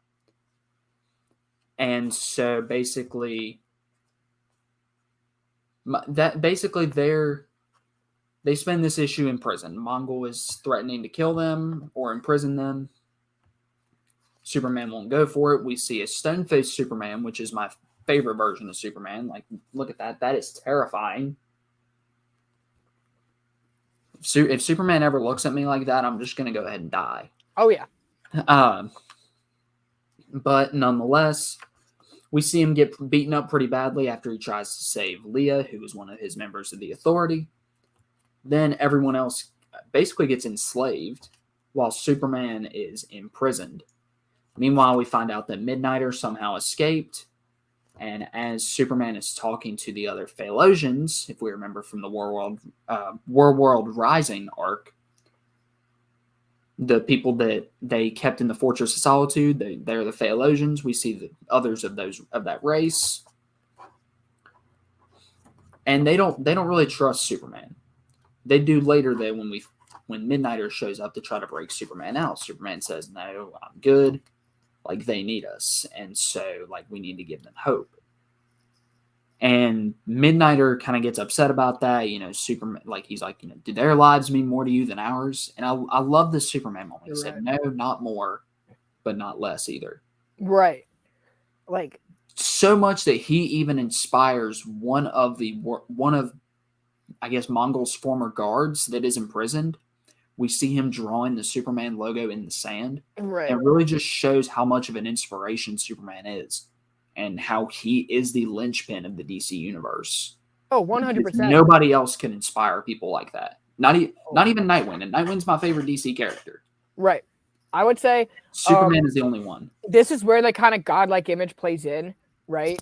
That Nightwing will suffer from when it comes to inspiration, right? So Nightwing can give people like that inspiration, but Superman gives people like the faith and the hope to keep pushing forward, which is easily like that's the biggest contrast I can say between the two leaders. And they dwell on each other, which is great. They're always like there for each other. We just saw that in Tom Taylor's Superman. Chop and Drop, what's going on, man? It's evening. And then we had Santana saying no Teen Titans Go are allowed in here, and Chop and Drop said now, okay. I have watched Teen Titans Go before, and I've found some humor in it, but I am such a Teen Titans fan that I will watch and try to find the good in whatever. I do not like Titans, but I will still watch it religiously. Oh, the Titans sucks. Apparently, Oh Brother loves the Young Justice. I love Young Justice. Phenomenal.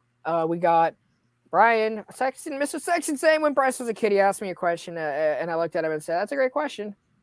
And then I would turn and walk away. What? Okay. Yeah, he did that. He did that. I would ask him a question, and he would just look at me and be like, Bryce, that's a great question. And then just walk away and not answer my question at all. That builds character. Respect your dad. And that's okay. That's What's what up, he's like, I was trying to teach you that you're not always going to get answers in life. I'm like, bull crap. You were just trying to mess with me. Oh, man. It just happened to work out for you.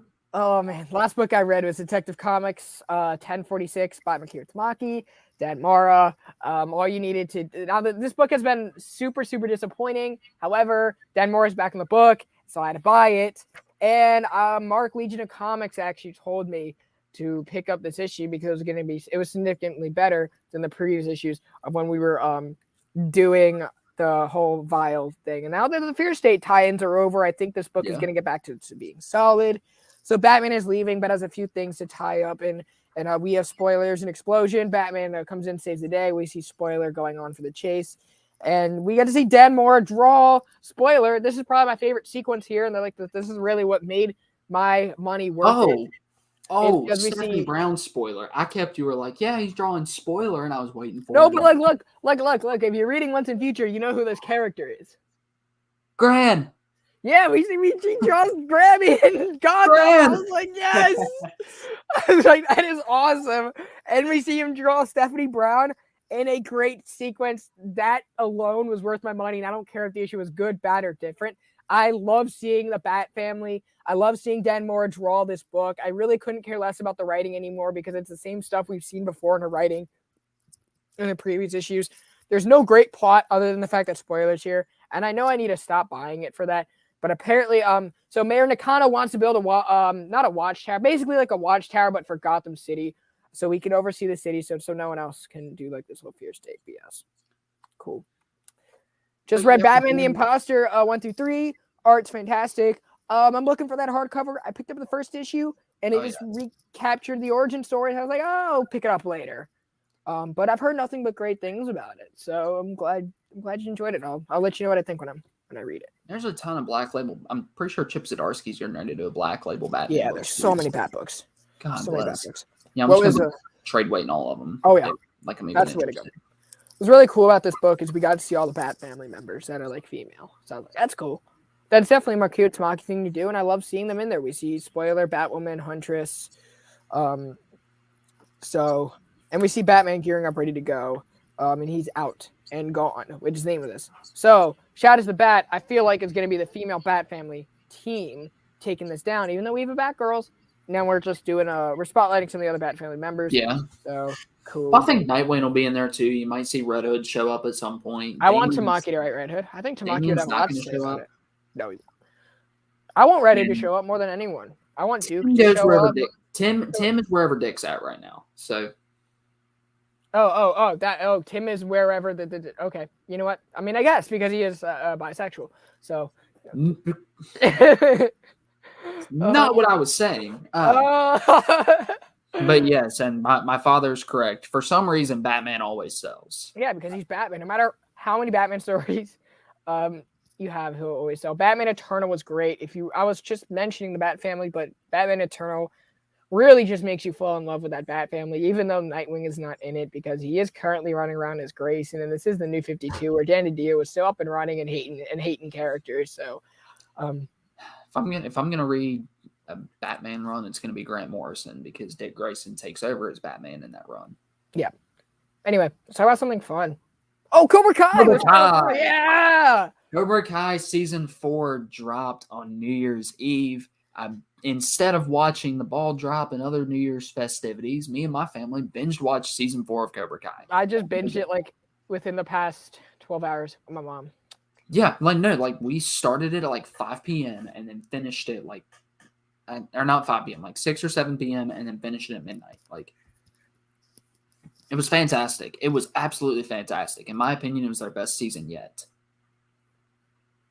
But I can't say enough about it. I can't say it. Oh my God. Tim's right. That's what I said. All right, Brandon Bryce, you got to go. Hey, thank you, man, so much for joining in. Hey, thank you. Really appreciate you. Should I watch My Hero? I thought about watching. I have not watched it. I know Caroline's been like almost begging me to watch it. I'm like, I'll get to it. Brandon, we should do it. We should do a watch through and like, yeah. Oh yeah, You can do Caroline. You can tell Caroline. It's like, yeah, I'm watching this with Bryce. Yeah, like, oh yeah, that's our bro moment. Go away. oh yeah. Tell her that. Yeah, I'll tell her. Who's some characters you guys think? Rose before Caroline. Caroline's a good friend, so I know. I'm kidding. She can be, bro. When some characters, who are some characters you think DC should give more chances to besides just Batman? I think they should actually give. I don't like Jason Todd, but I feel like of any character, I think he needs the most work and construction to, because he's so troubled and he will never overcome that until a writer actually puts thought and time into his character, and we've never had that in his history. Yeah.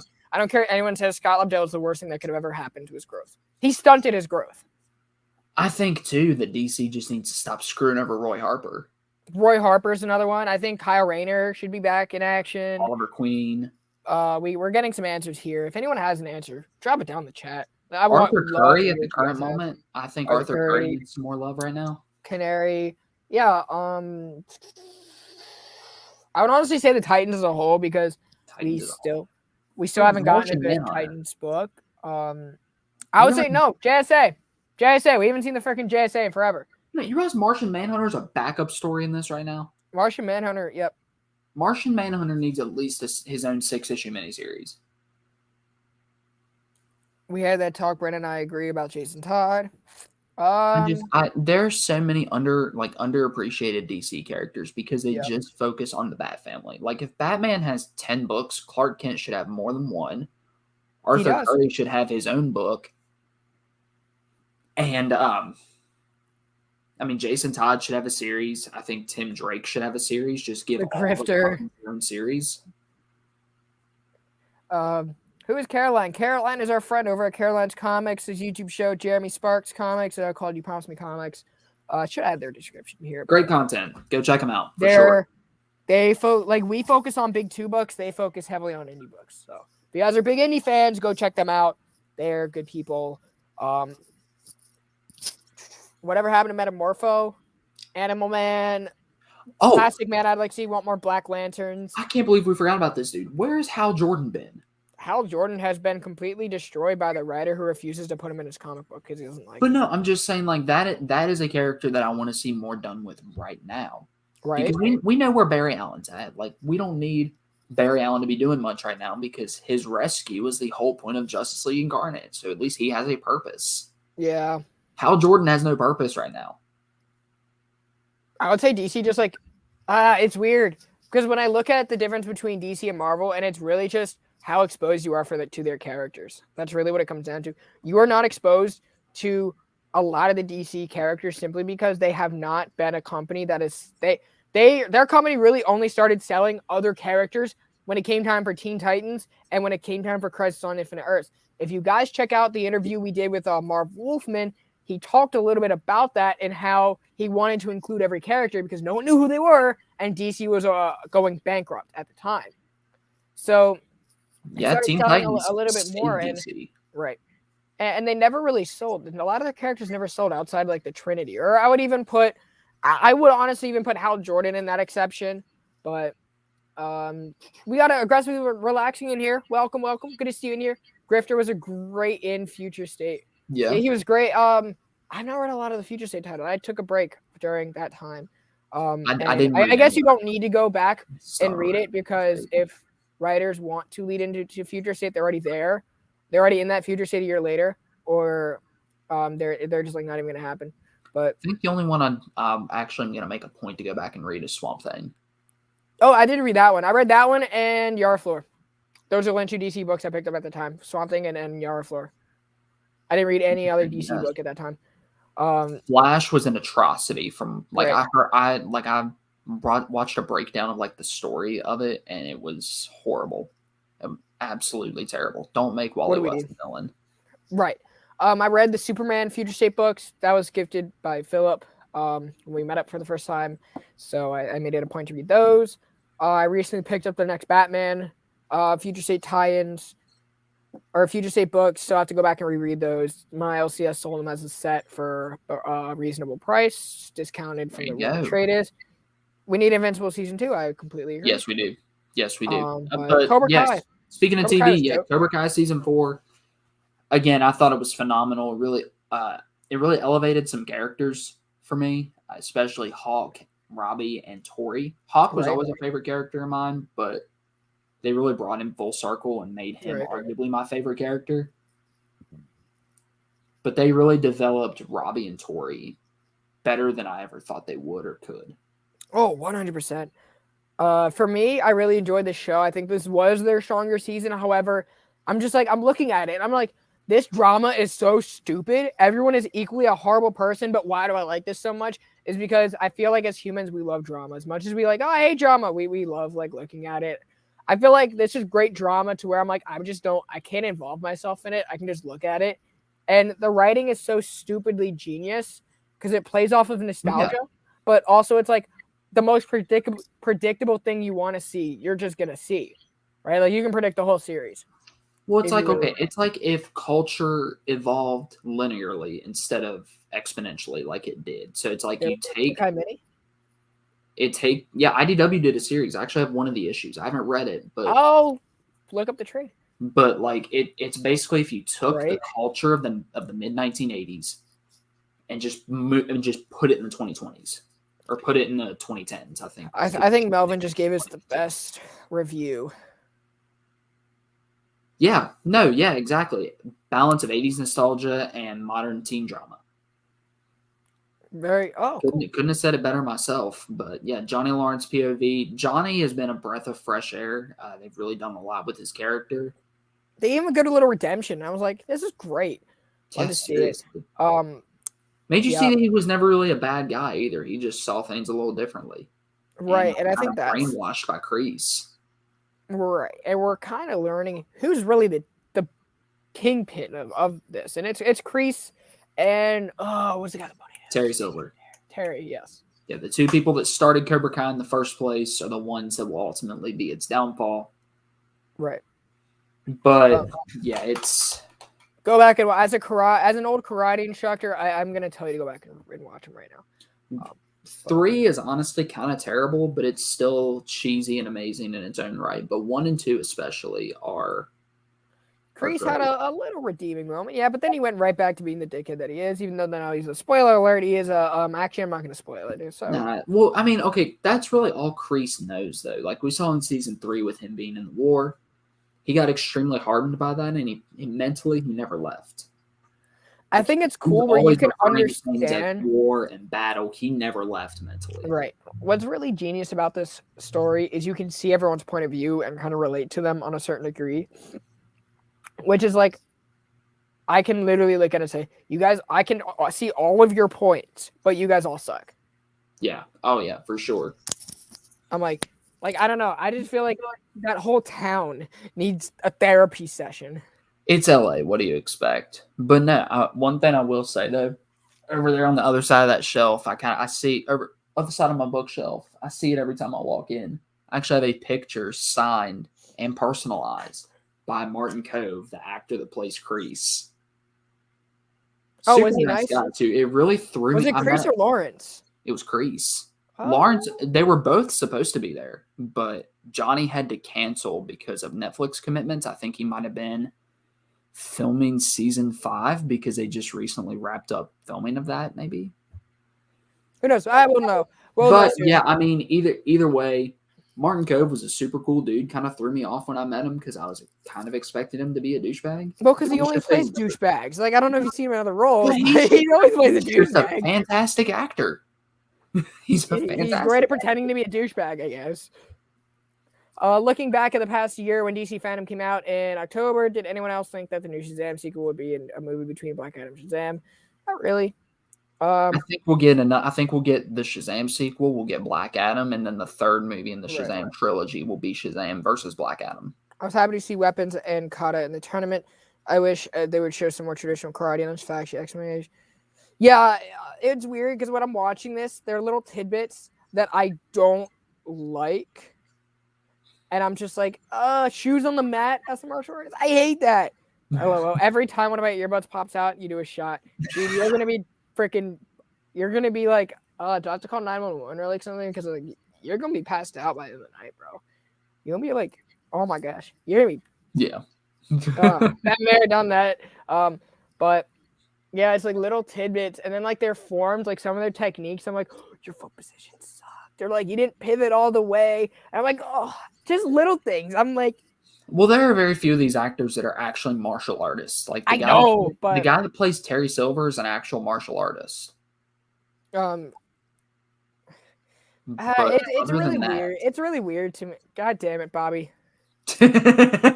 I think you can kind of tell with his character too that in the few times this season that Terry Silver does use karate, like it's very clean. Yo, I want a tournament doing this form. Boss I Die. I want a tournament. I used to compete with. That was one of my forms that I competed in. So I was a Taekwondo guy. This is out of my element. Well, it's weird. So the martial arts I did, it was like it had some Taekwondo elements, but it was like it was more so Shotokan karate, and Tang Sudo. So it was like our forms of Shotokan karate, but the way that we fought was more Tang Sudo. So it was weird. Year 30. I was supposed to test for. We did the DM me on Instagram. We need to talk about this. I did Shotokan karate. I was supposed to test for my third degree if my hips weren't so terrible. I think when I quit, I was a first degree in Taekwondo. Yeah, I did. I did a form called Jian, which was badass. I used to kick really high, so like that really, really, really, really helped. I can't kick that high anymore, but you know, if I ever need to use my kicks, I'm not kicking anyone in the face unless like I kick them and they kneel down or like they bend over to where they're like reasonably like a certain level. Yeah, but I'm not gonna share all my fighting secrets on here. In case I have thought about getting into martial arts again since I saw. Oh, next time we meet up, we're gonna fight. We're gonna spar. We're gonna spar. All right, your karate versus my Taekwondo. Yeah, I'll kill you. No, I'm kidding. If you can reach me, I mean, I know Taekwondo is mostly kicks, and my legs are pretty long. Yep. So. Jin-tae was great. Jin-to was a great. I have a friend that did that. Kunsan-gun was a great form. I never got to compete with it, but I learned it. But yeah, I was supposed to test my third degree. It was weird because the company that I worked at, this was during COVID. I was supposed to test for my third degree anyway. But instead of giving me a raise, they're like, yeah, we'll just promote you. And I'm like, but I've already beat everyone here on like one hip, barely one hip. Imagine when I'm at full strength. I won in forms and sparring, coming off hip surgery. Like my first time back from that, I was like, okay, cool. But, yeah,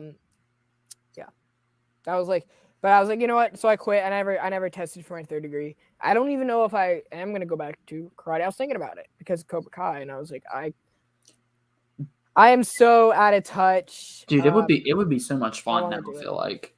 Yeah. I miss it. I really do. But I don't know if I can go back. It is quite expensive though if you're like, especially I know if I'm not teaching, it's like if I'm not, you know. Especially once you get up to your black belts, it's quite expensive. Right. But yeah, I mean, Cobra Kai. Set it under my Master Lee style. It's fighting without fighting. Master Lee, then Jackie Chan from Rush Hour. But anyway, you guys, I believe that's the show we've been running on. The fattest fat man. Wow. Oh my gosh. And I'm the youngest 80-year-old you've ever seen, apparently, to my body. The way my hips work. But anyway, guys, this weekly wrap-up. Catch us live every Monday, 8 p.m. Eastern time. Other than that, like we said earlier, Jen McKay, Friday, or this Wednesday. Then we have archives dropping on Friday. We're gonna be dropping Civil War then Naomi the following week. Didn't do archives due to the holiday. But thank you guys for tuning in. This is always a great time hanging out with everybody, talking with everybody. It doesn't always have to be about comics. But this is a show where we do talk about our weekly comic books. Other than that, stay tuned for more announcements. Follow us on Instagram so you can get the latest news. We might be doing a Comics Kings Discord. I don't know yet, but maybe. Anyway, you guys, take care. Peace out. Have a great week. Station. Take care, y'all. See you.